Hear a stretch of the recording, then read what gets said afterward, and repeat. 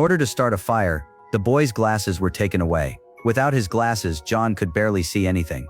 Jack, standing nearby, felt extremely guilty, because it was his idea to take John's glasses in the first place. John and a group of children had been stranded on a deserted island after an accident. When John woke up, he found that no one was around him. At first, he even felt excited about this unfamiliar environment. But very quickly he realized the seriousness of his situation when he saw the wrecked airplane. Heartbroken, John began searching the area for other survivors. Soon he felt both hungry and exhausted. Fortunately, the island was rich in resources. John picked mangoes from a tree to ease his hunger. He was also lucky enough to meet another survivor, Jack. With a companion by his side, both of them felt much better. They played and chatted together, gradually becoming good friends. John discovered a strange conch shell by the river. The two of them took the conch and decided to head to the beach to look for other children. By accident, Jack blew into the conch. Soon children who heard the sound began gathering on the beach. They shared the food they had found, but unfortunately, among the survivors, there wasn't a single adult. Because they were so young, the children were extremely chaotic. John wanted to calm them down and find a solution, but he realized they were impossible to control.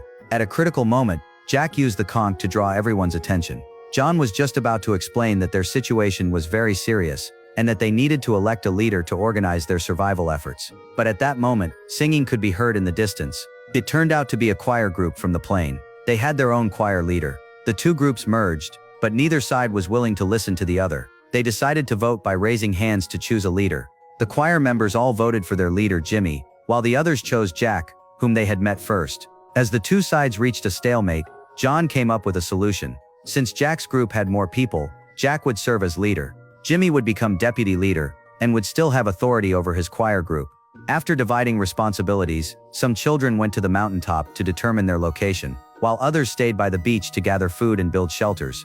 Climbing to a high point, they discovered that they were completely surrounded by ocean. There were no signs of inhabitants and no ships in sight. Meanwhile, the children on the beach had initially been completing their tasks, but before long they started playing on the sand instead. When the others returned and saw how undisciplined they were, chaos erupted again. They were all young children who simply refused to follow instructions. John proposed that whoever held the conch would have the right to speak, but John was small in stature, and no one listened to him. With Jack's support, the children reluctantly agreed. A boy with a birthmark on his face raised his hand to speak. He said that there was a monster in the forest, but none of the children believed him. Instead, they accused him of lying. However, seeing the serious look on his face, many of the children still began to panic. They decided to gather wood and build a fire to drive away the monster. For safety reasons, this time all the children were united in their goal. They spread out into the forest to collect wood, and soon piled up a large amount. But they suddenly realized they had no tools to start a fire. Someone suggested using the refraction of a lens to ignite it. Among them, only John wore glasses, but those lenses were extremely important to him. John hoped Jack would help him. Unexpectedly, Jack stood against him instead. Jack used John's glasses and successfully started the fire. He received praise from everyone. Although he returned the glasses to John, John still felt deeply hurt. Meanwhile, the others were immersed in the joy of having started the fire. John noticed that the flames were growing too strong, and that this could cause serious problems. Jimmy and Jack were basking in the admiration of the children, and completely failed to recognize the danger.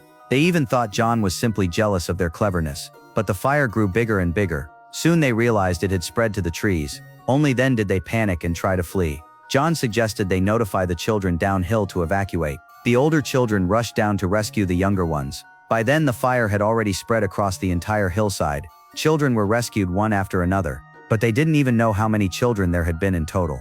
John picked up the conch and wanted to blow it. He wondered if he had blown the conch earlier, would all of this have been prevented? In the end, he used all his strength and blew the conch. But in truth, no one was really willing to listen to him. Desperate to find a solution, John looked around anxiously.